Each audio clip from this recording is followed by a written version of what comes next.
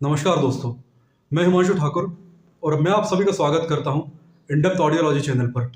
दोस्तों, यहां हम हेयरिंग और ईयर डिसीज से रिलेटेड लगभग सभी मुद्दों की जानकारी लेंगे।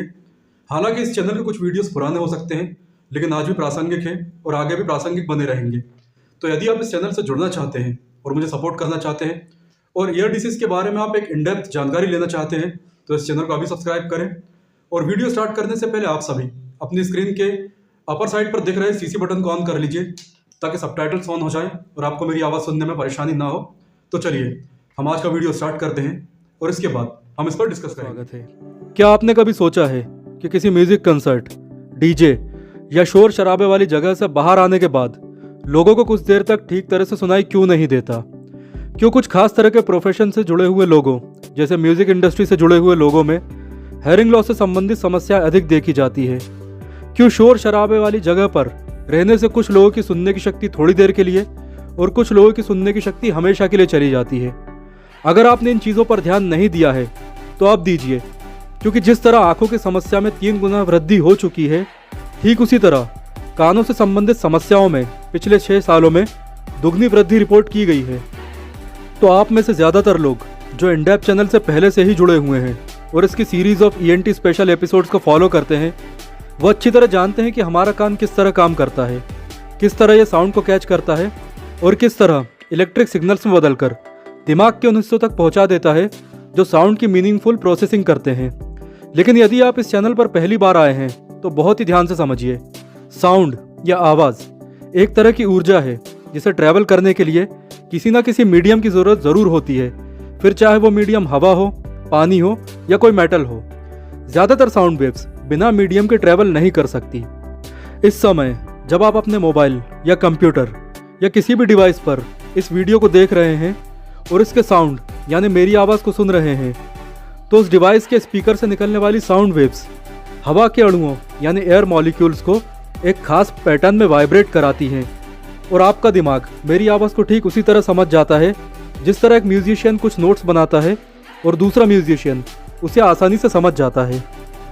ठीक इसी तरह मेरी आवाज़ से पैदा हुई साउंड वेव्स को एक डिवाइस ने कैप्चर किया, उसे इलेक्ट्रिक सिग्नल के रूप में सेव किया और फिर यह इंटरनेट के माध्यम से आपकी डिवाइस तक पहुंचा और आपकी डिवाइस ने इसे फिर से साउंड वेव्स में कन्वर्ट कर दिया और यही साउंड वेव्स आपके कानों में जाकर फिर से इलेक्ट्रिक सिग्नल्स में बदल जाएंगे और आपका दिमाग इन्हें एक मीनिंगफुल मैसेज में कन्वर्ट कर देगा और यहाँ हमारी हेयरिंग प्रोसेस पूरी हो जाएगी। यानी जो मैं आपसे कहना चाहता हूँ वो आप सुन चुके होंगे और समझ भी चुके होंगे। तो हमारे नए व्यूअर्स आप समझ चुके हैं कि किस तरह एक साउंड साइकिल पूरी होती है। बाहर से देखने पर यह बिल्कुल नॉर्मल लगता है, यानी हम जब से पैदा हुए हैं तब से आवाज़ें सुनते आ रहे हैं, इसमें नया क्या है। लेकिन जितना आप आवाज़ की दुनिया की गहराई में जाएंगे उतनी ही आपको आश्चर्यजनक लगेगी और ऐसा लगेगा कि आप किसी जादुई दुनिया में पहुंच चुके हैं। लेकिन पिछले कुछ समय से, खासकर पिछले 1 दशक से, साउंड की ये अमेजिंग दुनिया पूरी तरह डिस्टॉर्टेड हो चुकी है। आज हाई पावर वाले स्पीकर, एक्सट्रीमली लाउड नॉइज वाले डीजे और कुछ गाड़ियाँ जिनकी पहचान ही उनसे निकलने वाला तेज शोर है, आपको हर जगह मिलेंगी। अगर पिछले दशक की बात की जाए तो ऐसे मोबाइल्स या ऐसे म्यूजिक सिस्टम्स की डिमांड काफ़ी हाई थी जिनका साउंड तेज हो। कुछ मोबाइल फ़ोन्स का साउंड तो इतना तेज था कि उसे अपने घर के साथ साथ आसपास के घरों के लोग भी आसानी से सुन सकते थे। इसके बाद sophisticated headphones, crystal clear sound देने वाले ईयरफोन्स और म्यूजिक सिस्टम आए। ज़्यादातर लोग उस समय कानों में ईयरफोन लगाए हुए झूमते हुए नजर आते थे। इस खास डिकेड यानी 2011 से लेकर 2020 में कानों की समस्या, खासकर हेयरिंग लॉस की समस्या में बहुत ही खतरनाक उछाल देखा गया। इसी दौरान ब्लूटूथ ईयरफोन्स भी आए। हो सकता है कि आप में से कई लोगों ने इनका यूज़ भी किया हो। बैटरी से चलने वाली इन डिवाइसेस को फैशन और स्टेटस का सिंबल माना गया और लोग बड़ी शान से सुबह से लेकर शाम तक इन्हें पहने रहते थे। ठीक उसी तरह जिस तरह कमज़ोर आंखें वाले लोगों को चश्मा पहनना पड़ता है। लेकिन फैशन और स्टेटस को ही सब कुछ मानने वाले लोग यह नहीं जानते थे कि ब्लूटूथ ईयर प्लग या नॉर्मल हेडफोन्स जैसी डिवाइसेस बैटरी से चलती हैं और बैटरी इलेक्ट्रोमैग्नेटिक वेव्स पैदा करती हैं जो हमारे हेयरिंग सेल्स को डिस्ट्रॉय कर देती हैं। एज अ रिजल्ट लंबे समय तक इन डिवाइसेस का यूज़ करने वाले ज़्यादातर लोगों में हेयरिंग लॉस रिपोर्ट किया गया, चाहे वो माइल्ड हो, मॉडरेट हो, सीवियर हो या प्रोफाउंड हो। मैं आप सभी से ये नहीं कह रहा कि हेयरिंग लॉस का केवल एकमात्र यही कारण है। बल्कि यह कह रहा हूँ कि यह एक बहुत बड़ा कारण है। जिस तरह पिछले दशक में हेयरिंग लॉस एक बड़ी समस्या बनी, उसी तरह इस दशक में अल्ट्रा एचडी स्क्रीन रिजोल्यूशन और 300 मेगापिक्सल तक के कैमरे आने के बाद आंखों की समस्या में 10 गुना वृद्धि देखी जाएगी। आप सभी से रिक्वेस्ट है कि टेक्नोलॉजी चाहे कितनी भी सोफिस्टिकेटेड क्यों ना हो जाए, आप सभी समझदारी के साथ इसका उपयोग कीजिए। तो हम वापस अपने टॉपिक पर आते हैं। अब आप सभी समझ चुके हैं कि हमारा कान किस तरह साउंड को प्रोसेस करता है, तो चलिए देखते हैं कि इसके अंदर क्या होता है। देखिए, जब साउंड या शोर आपके कानों से टकराता है तो इनर ईयर के हेयरिंग सेल्स ओवर स्टिमुलेट हो जाते हैं और केवल एक बार ओवर स्टिमुलेट होने के बाद यह कुछ समय के लिए पैरालाइज्ड हो जाते हैं, यानी इन्हें लकवा मार जाता है और ये साउंड को रिस्पांस देना ही बंद कर देते हैं। यानी उसी समय हमारी सुनने की शक्ति चली जाती है, चाहे कुछ सेकंड के लिए या कुछ मिनटों के लिए। लेकिन कुछ देर किसी शांत जगह में गुजारने के बाद ये सेल्स फिर से ठीक हो जाते हैं और आपको पहले की तरह सुनाई देने लगता है।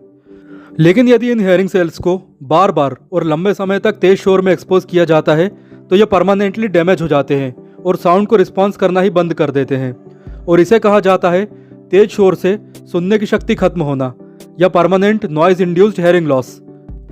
आप लेफ्ट साइड की पिक्चर में नॉर्मल हेयरिंग सेल्स और राइट साइड की पिक्चर में डैमेज्ड हेयरिंग सेल्स देख सकते हैं, तो इसे ही नॉइज इंड्यूस्ड हेयरिंग लॉस कहा जाता है। अब देखते हैं कि किन लोगों को इनका ज़्यादा खतरा रहता है। तो देखिए, लंबे समय तक ईयरफोन, हेडफोन और ब्लूटूथ ईयर डिवाइस लगाने वाले लोग तो परमानेंट रिस्क पर रहते ही हैं।